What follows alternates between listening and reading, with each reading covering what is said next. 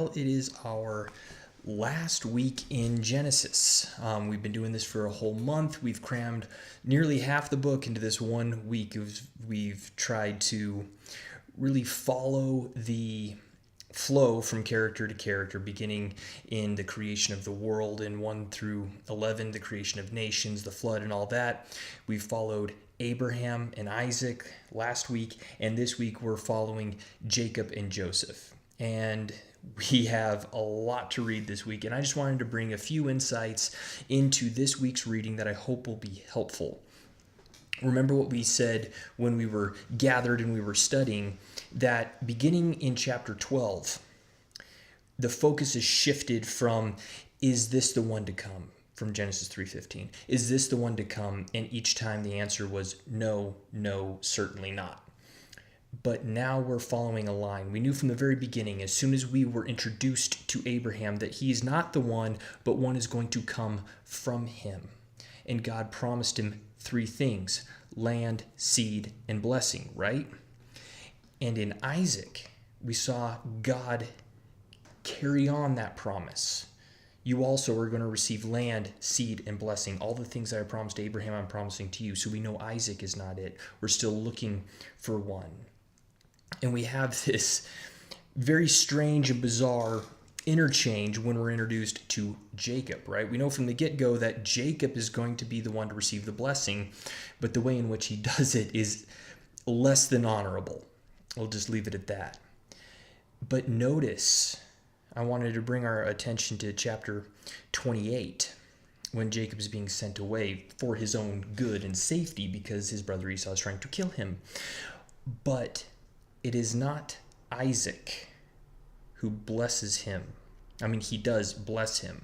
And if you read Isaac's blessing as he's sending him away, Isaac understands that Jacob is going to be the one to carry this promise, right? He is going to be the one from which the promised seed of Genesis 3:15 is eventually going to come. He is going to be the fulfillment of this land, seed, and blessing promise to Abraham. But it is not simply the fact that Isaac recognizes that brings that all about. It is God who reveals himself to Jacob in his dream at Bethel before he ever makes it to Haran and all of that with Laban. It is God who promises him land, seed, and blessing. Verse 13 of chapter 28 says, "And behold, the Lord stood above it," that is the staircase leading up to heaven, angels ascending and descending. "The Lord stood above it and said, I am the Lord." Notice the all caps, that is Yahweh. "I am Yahweh, the God of your father Abraham, the God of Isaac. The land on which you lie I will give to you and to your descendants." Remember what we said about that word descendants, seed, land and seed, right there, 2 of the 3. "Your descendants," or your seed, "shall also be like the dust of the earth, and you shall spread out to the west and to the east and to the north and to the south. And in you and in your descendants," your seed, "shall all the families of the earth be blessed." What does that sound like? Sounds an awful lot like Genesis 12, 1 through 3, right? The promise to Abraham. This is God placing the blessing upon Jacob, not Isaac. Isaac recognizes it, but only the Lord can bring this about. God's choice of Jacob. That's important. Also notice how he decides to come home after he's been gone for so long. If you read carefully, he was supposed to wait for Rebekah to send word. Once things cooled down, Rebekah was going to send for him. But that never happens. What initiates his move back? Chapter 31, verse 3, "Then the Lord," Yahweh, all caps, "then Yahweh said to Jacob, return to the land of your fathers and to your relatives, and I will be with you." The Lord gets him moving back towards the land of promise, right?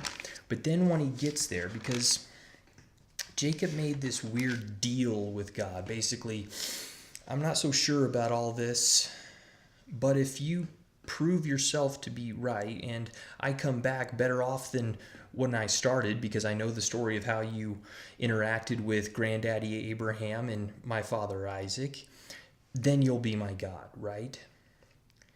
Well, after he gets back into the land, sets up residence in the land, God appeared again to Jacob. And he said to him, I am God Almighty. Be fruitful and multiply. A nation and a company of nations shall come from you, and kings shall come forth from you. And the land which I gave to Abraham and Isaac I will give to you, and I will give the land to your descendants, seed, after you. Again, this is God establishing his promise to Jacob. Every single character since Abraham, God has visited and God has promised. Now, this is where it gets interesting, and I'm not going to give it away. I want you to read and I want you to meditate on this. Joseph is our next major character, right? There's only two people in the Bible that the Bible does not condemn in any way, says nothing bad about. Joseph, and much, much later, Daniel. Anyways, this very moral, very upright, very righteous character, Joseph, he never receives this promise. Why? I want you to meditate on that. I want you to think about that. And hopefully that will come up in our discussion this next Lord's Day.